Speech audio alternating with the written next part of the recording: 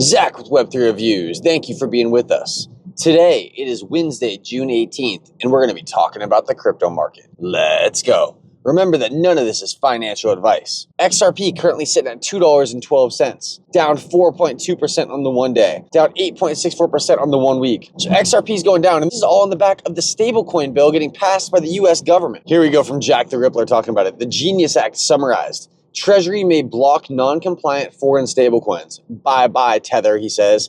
Ripple's RLUSD is the most regulated stablecoin. And ANR has this to say about it. Genius Act does not ban USDT. It creates a framework for compliant US stablecoins. Treasury may block non-compliant issuers, not all foreign ones. Circle's USDC is public, transparent, one foreign backed, monthly audited, and US regulated. RLUSD isn't even proven yet. And he has a point, okay? RLUSD is that new kid on the block. And Crypto Dan has this to say. With the Genius Act approved, the path has been set for 1 billion stablecoin holders by 2035. This presents a general wealth opportunity for those here now. And he goes, I just filmed a video. Go ahead and check him out. And at the same time as the Genius bill passed, we have this from Real World Asset Watch. Hong Kong passed its stablecoin bill and launched a tokenization sandbox. Digital bonds, tokenized gold, RWAs, all coming fast. And this was from May 30th, which is only 2 weeks ago. Kenny Nguyen says Hashkey Group has listed XRP for professional investors on its Hong Kong trading platform. So for professional investors only, Hong Kong's had the doors open now for 2 weeks. And now they have the stablecoin bill passed. The USA has the stablecoin bill passed. Look at this from Judy Shelton, and King AVAX is talking about this. Judy Shelton says, this is from Treasury Secretary Scott Bessent. Judy Shelton responds to this. The Treasury Secretary says this. Recent reporting projects that stablecoins could grow into a $3.7 trillion market by the end of the decade. That scenario becomes more likely with the passage of the Genius Act. So everyone's hyped, man. Everyone's hyped up. We got good stuff happening in Congress and in governments all around the world giving way for crypto to make it to the forefront, man. If you're not bullish now, I don't know. There's going to be 1 billion people holding stablecoins by 2035. Dude, 1 billion people holding stablecoins. 1/7 of the world's population. How many are going to be holding crypto? How much of Swift's transactions are going to be going over XRPL's rails in the next 10 years? How much money is going to be locked in the TVL for Flare in the next 10 years? This is from the Crypto Basic, and he says, expert Smoke Dog suggests that the Genius Act's passing solidifies XRP's status. And they got a good little thread. Let's look through this. So the Crypto Basic goes on to say that the Genius Act could attract more institutional clients to RLUSD while cementing XRP's status as a regulated utility token. Notably, the regulation requires stablecoin issuers to comply with rules that ensure investor protection and prevent money laundering. Specifically, the Genius Act mandates transparent reserve holdings and requires issuers to conduct regular audits. He goes on. Interestingly, Smoke suggests that RLUSD satisfies the requirements of the Genius Act, particularly the reserve and audit standards. As a result, he argued that the stablecoin could become more appealing to institutions as the Genius Act passed the Senate review. It's worth noting that RLUSD is collateralized by USD deposits, short-term government bonds, and other cash equivalents. These collaterals ensure that RLUSD maintains the one-to-one peg. Notably, a third-party accounting firm also conducts a monthly attestation of the stablecoin's reserves to ensure transparency. Going on, Smoke suggests that the institutional adoption for RLUSD would enhance XRP's utility and demand. He made the argument because RLUSD operates on multiple networks, including the XRP ledger. For context, every XRPL-based RLUSD transaction incurs a small XRP fee, which is automatically burned, potentially shrinking the token supply over time.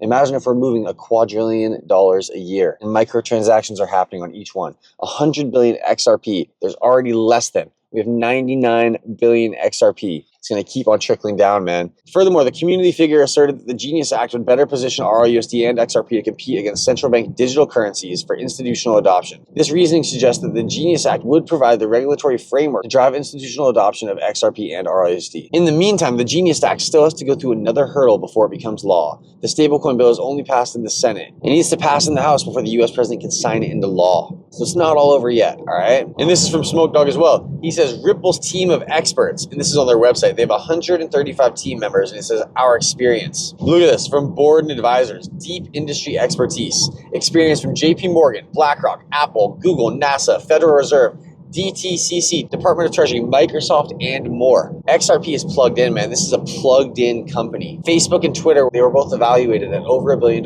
privately before they went public.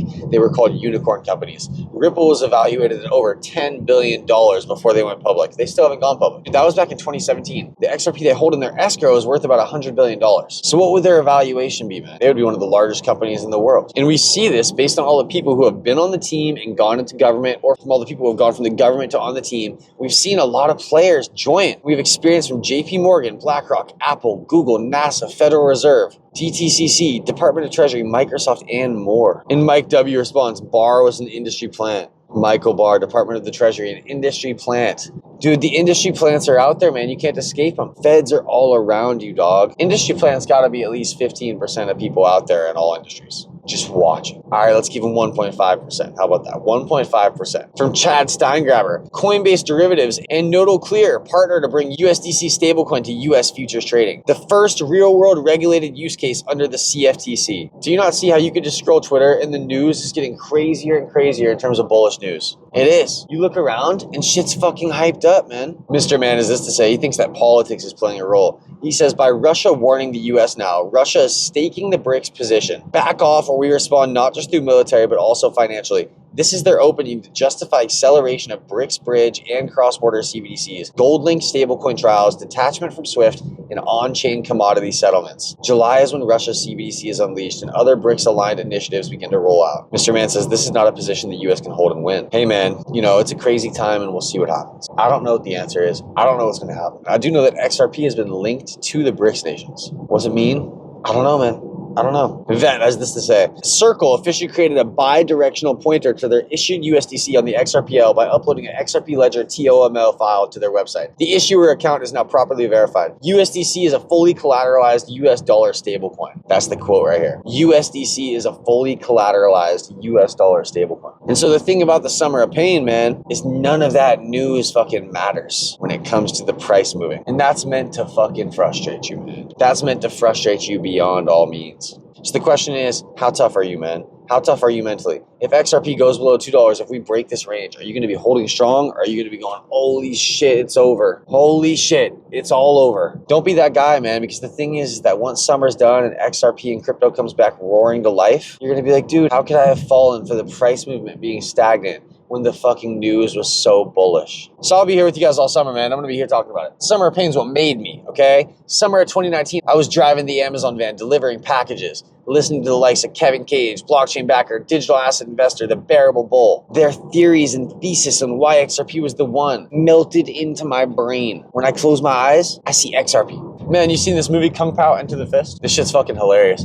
I was thinking, man, we should use AI to remake this with David Schwartz being the fucking action hero guy, or Brad Garlinghouse, one of the two. Who wants to help me do this, man? We could replace characters in the film with ripple face characters, with government official characters like Gary Gensler's got to be a bad guy, you know, Jay Clayton, these sorts, right? Dude, Kung Pao Into the Fist is hilarious, bro. The second this kid's born, they're like, he is the chosen one. And they try to kill him. And then they're like, his parents get killed and he's raised by critters. And it shows him like partying with fucking raccoons and fucking squirrels and shit, dude. I'm telling you, man, it's hilarious. It's a fucking funny movie, dude. I want to say the whole movie is actually just a voiceover of another movie. Kung Pao Enter the Fist, dude. It's important to laugh, bro. But I think that this would be funny if we were like, XRP is the chosen one. And it was like David Schwartz is a baby, but he's got like a man's head on a baby's body. And like he's fighting for supremacy, you know, with XRP to be the chosen one. But he's fighting against ETH and Bitcoin. If you haven't seen the movie, you probably just think I'm talking shit, dude.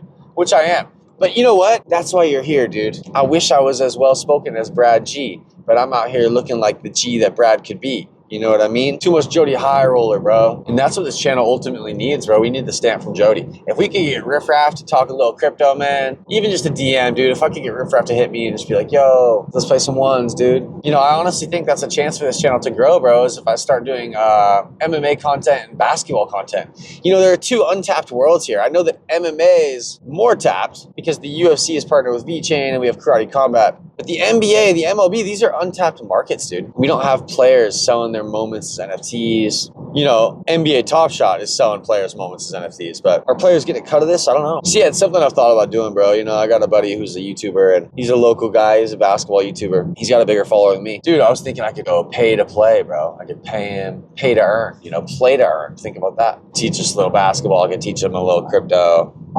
You know, and I'm a high-level player, bro, so it'd be a high-level basketball video. And we'd play some ones, and it would be friendly, but it would be competitive. And how many more people could we do this with, right? How many more influencers could I meet up with and play ones and talk about crypto and do this and that? You know, I'm not keen on showing my face, so maybe I'd have to wear a Spider-Man suit like the professor or something. I don't know, man. You know, these are all just ideas that I got. And you know me, the deal is that I got a million ideas, but it's all about execution. Really what I do best is I just sit here and I talk shit, bro. That's what I do best, okay? XRP sitting at $2.13. We're already going up. Dude, we're already going up, man. Look at this chart, bro. Doesn't this look like the Flare all-time chart? This is the XRP 7-day chart. Maybe we're all gonna fucking go to the moon and Flare is gonna be at the forefront, dude. Maybe that's what this means. I'm just bullshitting right here. I'm drawing strings, dude. XRP 7-day chart's looking like the Flare all-time chart. That's gotta mean something. A TA guy, get back to me and tell me. That's gotta mean something. It's Zach with Web3 Reviews.